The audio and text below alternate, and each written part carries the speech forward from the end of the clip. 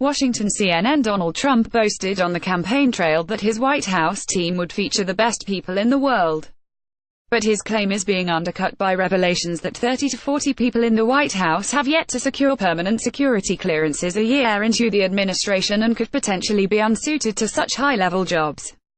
The extent of the backlog emerged in a CNN report Friday that coincided with uproar over the departure of White House aide Rob Porter, who was confined to an interim clearance, after two ex-wives told the FBI he abused them.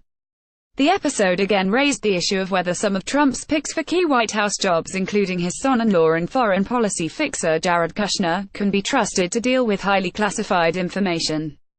The new focus on security clearances also compounded previous worries that the inexperience of the Trump team, extensive business entanglements and its unconventional approach to politics meant that it was a poor fit for the responsibilities of the highest officers. Personnel questions also flared after months of incessant feuding between top White House officials and a dizzying sequence of West Wing resignations and firings, not to mention charges slapped on four former Trump associates by special counsel Robert Mueller. This administration, and indeed Trump's team before the campaign, during the campaign and now in the White House, includes people who are totally unfit to handle classified information, said Evan McMullin, a former CIA officer who briefly ran as an independent presidential candidate in 2016. McMullin said some Trump appointees were having trouble getting clearances because of associations with foreign governments hostile to the U.S., or through personal habits like Porter, for instance, that could potentially leave them vulnerable to blackmail by foreign agents. Sadly, Trump and his team are poorly suited to handle information like this, and this is why getting clearances for members of his team is difficult, McMullin told CNN on Saturday. The White House hit back hard on Monday, effectively blaming the FBI for the backlog in the clearance process. "I can tell that we do rely on the same process that has been used for decades," White House Press Secretary Sarah Sanders told reporters. "And if changes are thought to be made, that would be made by the law enforcement and intel communities that run that process, not the White House. But that's something that could be looked at, certainly, in light of this." Multiple White House officials later said that the line was not an attack against the intelligence community, something the administration has done from time to time, but more a reflection that people are asking us to fix a process that we have no say-so in fixing. "It's never been a White House issue. It's always the outside entities who conduct these investigations," the official said.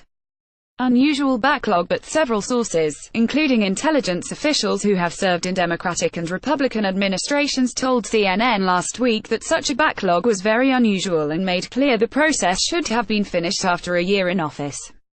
Nada Bakos, a former CIA analyst, said Monday that a year was a long time for permanent clearances to still be outstanding. "We all know there is a backlog at various levels for security clearances, but these are people in the White House.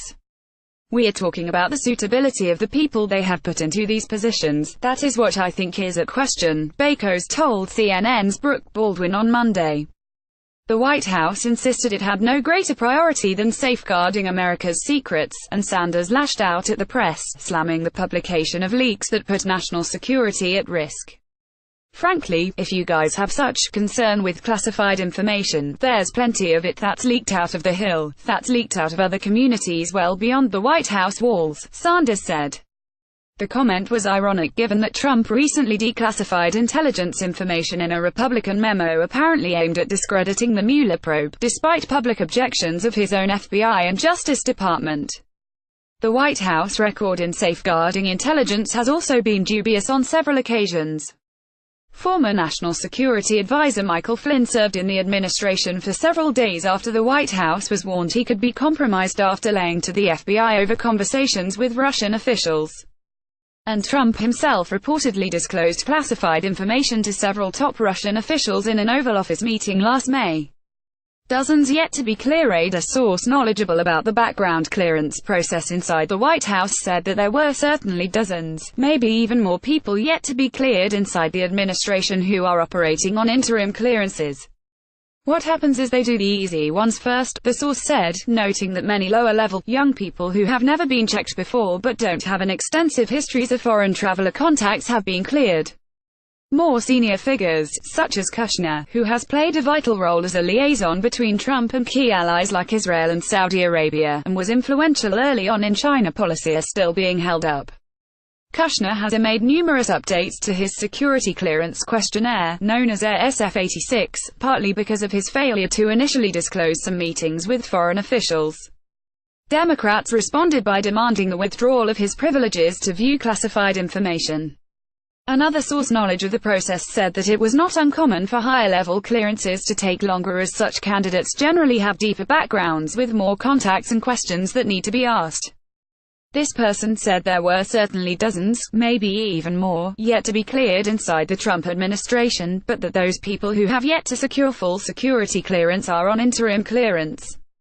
Trump's status as a Washington insider who had never held public office nor served in the military could also be a factor, as he has tried to build a governing team in his own image. But in the process, he has also chosen officials with long histories of foreign business contacts and potential conflicts of interest likely to be flagged in the clearance process. Other, more conventional Republican operatives, who may be less exposed, have either decided not to serve or have been blacklisted for opposing Trump. There are still a lot of people who have said that they are unwilling to work in the White House, and there are a lot of people that the White House is unwilling to have coming, said longtime Republican operative Doug Hay. Though he added that he thinks Trump's current team is all qualified people who are trying to do the best for their country, he added that it may be hard to find a stable of people waiting in the wings to take over for them. That exasperates the Trump administration's difficulties, with a recent Brookings Institution report citing 34% staff turnover for Trump's first year, triple what it was in the Obama administration and double what it was in the Reagan administration for the same time period. Many GOP foreign policy experts, for instance, endured a period of soul-searching as they considered whether they could stomach serving a disruptive force like Trump, who repudiated decades of Republican strategic orthodoxy. Others made the decision to serve in the government, reasoning that the inexperience of the Trump team meant they had a patriotic duty to join up.